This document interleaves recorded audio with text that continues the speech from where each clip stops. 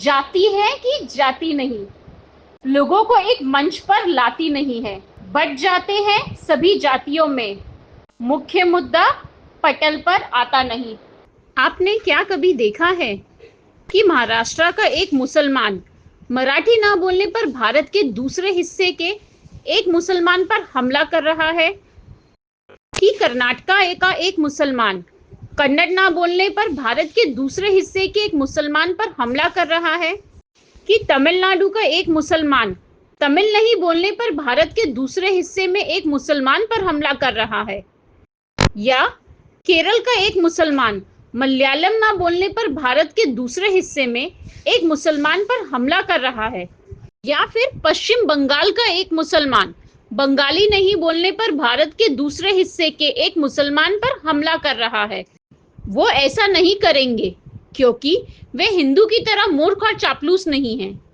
उनके लिए उनकी धार्मिक एकता सबसे अधिक मायने रखती है।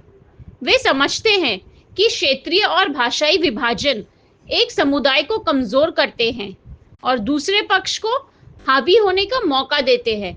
अन्य राज्यों के मुसलमानों को भूल जाओ, वो दुनिया भर के मुसलमानों को अपना भी मानते हैं और उनके लिए खून बहाने को तैयार हैं।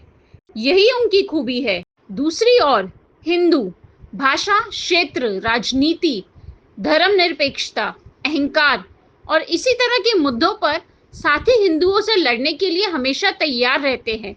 अभी महाकुंभ में समस्त विश्व से आए लोगों ने स्नान किया था। सिर्फ हिंदू ही नहीं, विदेशी भी शामिल थे।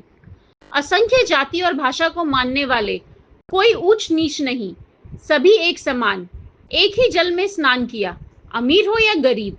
पावन पवित्र नदी ने कोई भेदभाव नहीं किया। कोरोना में डॉक्टर और मरीज में कई भाषा का विवाद नहीं, रेल यात्रियों और टीटी में कोई भाषा विवाद नहीं।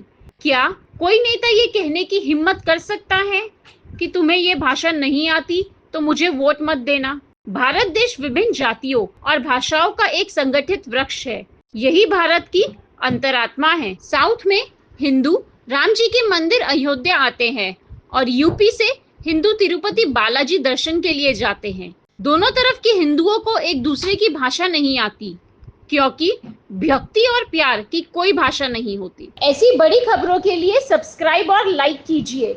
डीपी जैन की रिपोर्ट, नैवेद्य नाउ, सच की आवाज आपके साथ।